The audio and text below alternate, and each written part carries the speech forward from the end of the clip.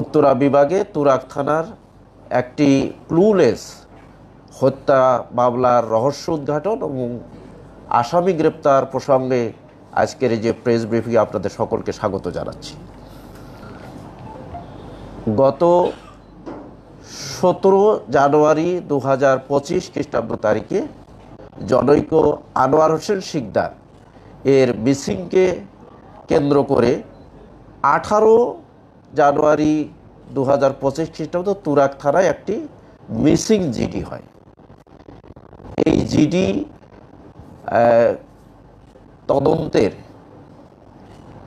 এক পর্যায়ে আমরা জানতে পারি যে জনৈক আনোয়ার হোসেন উনি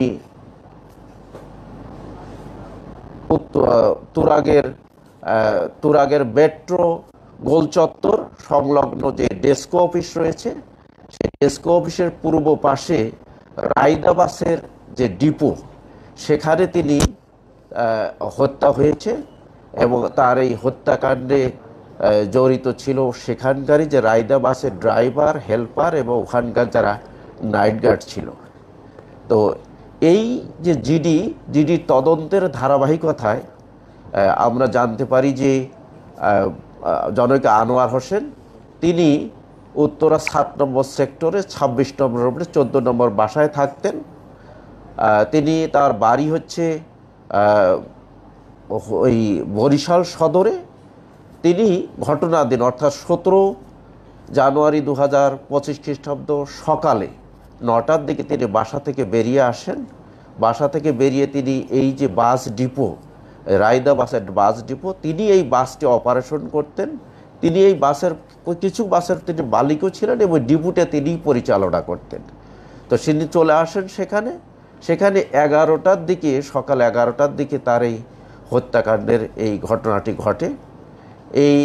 আমরা এই জিডি তদন্তের এক পর্যায়ে আমরা জানতে পেরেছি যে এই আনোয়ার হোসেনের সাথে যে রায়দা বাসের ওখানকার যে ড্রাইভার, একজন ছিলেন নাম হলো আসাদুল এবং আরেকজন ছিল সবুজ, এবং আরও তাদের সাথে যারা ওখানে হেল্পার এবং নাইট গার্ড ছিল, প্রায় 5-6 জন মিলে এই হত্যাকাণ্ডটি ঘটিয়েছে।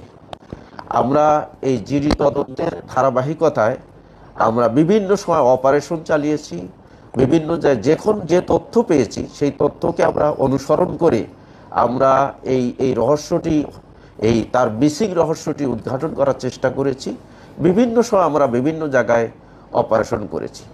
শেষ পর্যায়ে গত 25 মে 2025 খ্রিস্টাব্দ তারিখে আমরা জানতে পারি যে এই হত্যাকাণ্ডে যারা জড়িত ছিল আসাদুলের সাথে ছিল আপনার সাজ্জাদ, তার সাথে ছিল সবুজ, তার সাথে ছিল আপনার শাকিল, তার সাথে ছিল আপনার কালাম এবং আসাদুলের একজন ভাগ্নের নাম, আমরা নামটা জানতে পারিনি। আমরা অপারেশন চালিয়ে আশুলিয়া এবং সাভার এলাকা থেকে আমরা 3 জনকে গ্রেপ্তার করি। 3 জনকে গ্রেপ্তার করে একজনের নাম হচ্ছে আবুল কালাম নামে পরিচিত, একজনের নাম হচ্ছে শাকিল, একজনের হচ্ছে সবুজ। এরা রায়দা বাসের ড্রাইভার, হেল্পার এবং নাইট গার্ডও গিরিও ওখানে করেছেন।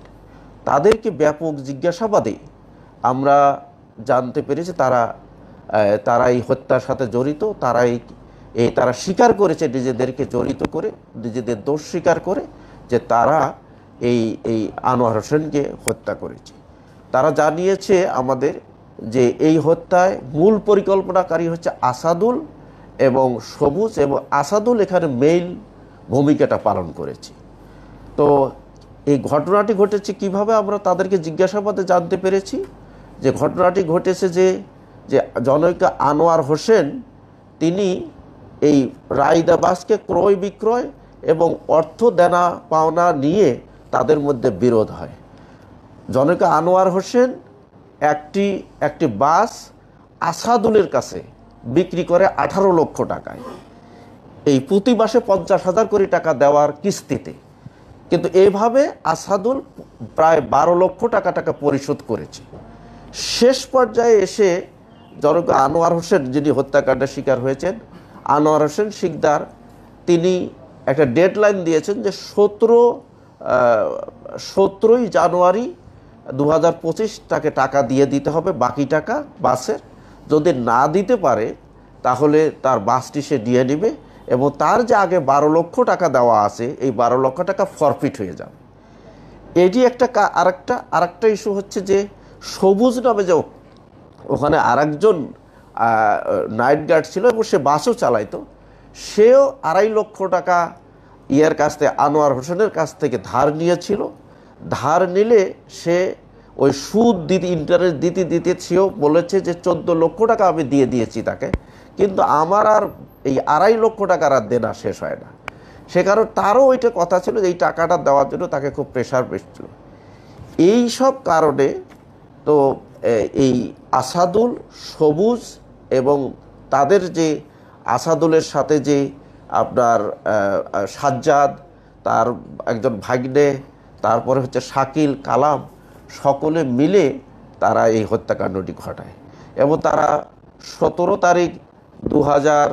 17ই জানুয়ারি 2025 খ্রিস্টাব্দে সকাল 11টার দিকে প্রথমে তাকে ওই যে রায়দা বাসের যে ডিপো তার ব্যাক সাইডে নিয়ে তাকে প্রথম ওই লোহার পাইপ দিয়ে তাকে বাড়ি মারে মাথায়, তারপরে ধারালো ছুরি দিয়ে তার গলায় ছুরি চালিয়ে তাকে হত্যা করে তাকে সেখানে ডিপোর উত্তর সাইডে কাশবন রয়েছে, ওই কাশবনের মধ্যে তাকে ত্রিপল দিয়ে ঢেকে রাখে। এবং রাত প্রায় 12টার পরে তারা ওখানে যে টিনের বেড়া, বাস ডিপোর উত্তর সাইডে টিনের বেড়া রয়েছে, ওখানে একটু ঝোপঝাড় কলার বাগান রয়েছে, বেশি বড় না, সেখানে তারা মাটি ঘুরে তাকে মাটি চাপা দিয়ে রাখে তার এই আপনার সাক্ষ্য প্রমাণ লুপাটের উদ্দেশ্যে। তো আমরা গতকাল যখন এই 3জনকে 25 তারিখ রাতে যখন 3জনকে অপারেশন চালিয়ে আমরা গ্রেপ্তার করার পর তাদের জিজ্ঞাসাবাদ করি, জিজ্ঞাসাবাদে তারা পরের দিন তাদের দেখানো মতে আমরা এই মাটি খুঁড়ে এই লাশ উত্তোলন করি। লাশ উত্তোলন করলে তার যে ছেলে এবং ভাই দেলোয়ার হোসেন, এই ভিকটিম আনোয়ার হোসেন শিকদারের ভাই দেলোয়ার হোসেন, তার ছেলে এবং তার অন্যান্য আত্মীয় স্বজন সে লাশকে শনাক্ত করে। আমরা এই লাশের সুরুথাল করেছি। পরবর্তীতে আমরা এই লাশ ময়না তদন্তের জন্য শহীদ সোহরাওয়ার্দী মেডিকেল কলেজে পাঠিয়ে দিয়েছি। লাশের ময়না তদন্ত হয়তো আজকে হতে পারে। তো আমরা এই হত্যাকাণ্ডে একটি মামলা রুজু হয়েছে। তার স্ত্রী শিউলি আক্তার বাদী হয়ে একটি মামলা রুজু করেছে। তুরাগ থানার মামলা নাম্বার হচ্ছে 32, ধারা হচ্ছে 302, 201, 34 ধারায় মামলাটি রয়েছে 25 মে 2025 খ্রিস্টাব্দ তারিখে। আমরা মনে করি এই হত্যা মামলায় আমাদের কাছে এখন পর্যন্ত যে তথ্য তাতে 5-6 জন জড়িত রয়েছে। আমি 5 জনের নাম বলেছি। একজন হচ্ছে আসাদুল, একজন হচ্ছে সবুজ, একজন হচ্ছে আপনার সাজ্জাদ, একজন শাকিল, একজন হচ্ছে কালাম, আর হচ্ছে আসাদুলের ভাগ্নে। আর হচ্ছে এই মামলায় আরও কেউ জড়িত আছে কি না, এই মামলাটি সুষ্ঠু এবং সুন্দর গভীরভাবে তদন্ত করলে আমরা জানতে পারবো। এ মুহূর্তে আমাদের সাকসেস হচ্ছে যে 3 জন আসামি আমরা গ্রেপ্তার করেছি, তারা প্রত্যেকেই আমাদের কাছে স্বীকার করেছে এবং বিজ্ঞ আদালতে আমাদের তাদেরকে পাঠিয়ে দিয়েছি। তারা নিজেদেরকে জড়িত করে দোষ স্বীকার করে বিজ্ঞ আদালতে জবানবন্দি CRPC 164 ধারায় স্বীকারোক্তিমূলক জবানবন্দি প্রদান করবে। আমরা আশা করছি আজকে 164 হয়ে যাবে। ধন্যবাদ আপনাদের।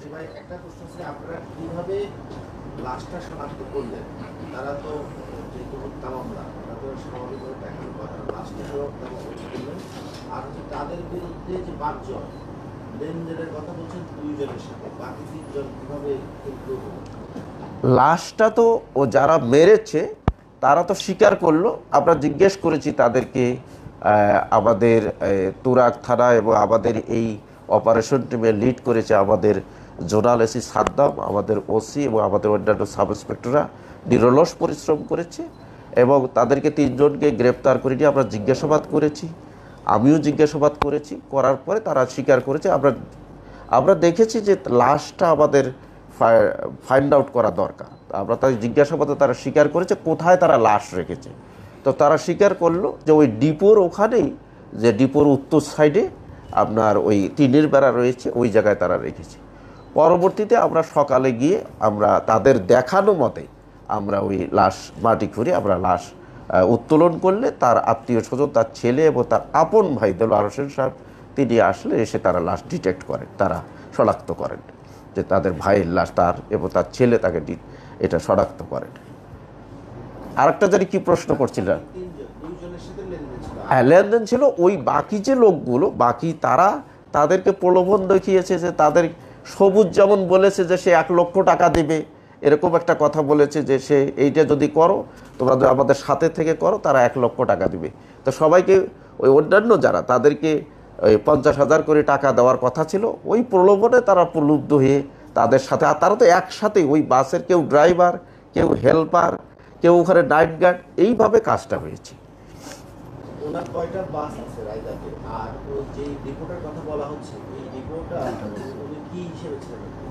2টো বাস ওনার, তবে আর ডিপোটা হচ্ছে ওখানে রায়দা বাসের প্রায় 12 থেকে 15টা বাস থাকতো আর কি। মানে বাস ডিপোর পরিচালক না, বা তার নিজেরও বাস ছিল। রায়দা তো একটা ব্র্যান্ড, অনেকেই বাস দেয় ওখানে, এরকম বাস দেয়, রায়দা নামে চলে। তো ওই আনোয়ার হোসেন শিকদার ওনারও 2টা বাস ছিল, উনি মেনলি এটা মেইন মেনটেনেন্সটা হয়তো উনি করতো।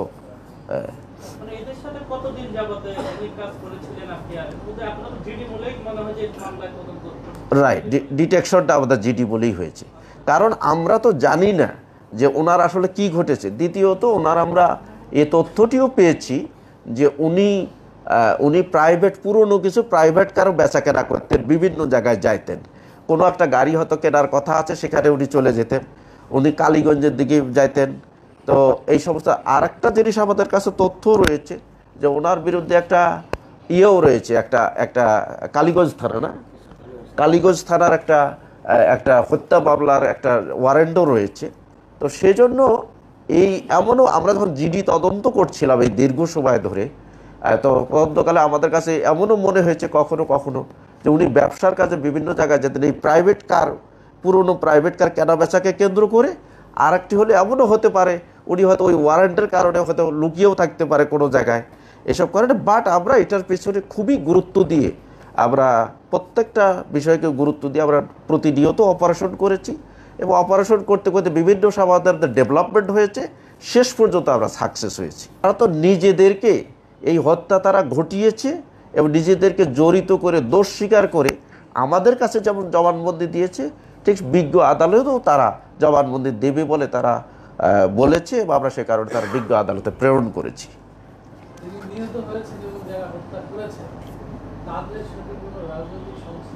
কোনো রাজনৈতিক কোনো সংশ্লিষ্টতা আমাদের কাছে এমন কোনো তথ্য আমরা জিজ্ঞাসাবাদে পাইনি এখন পর্যন্ত।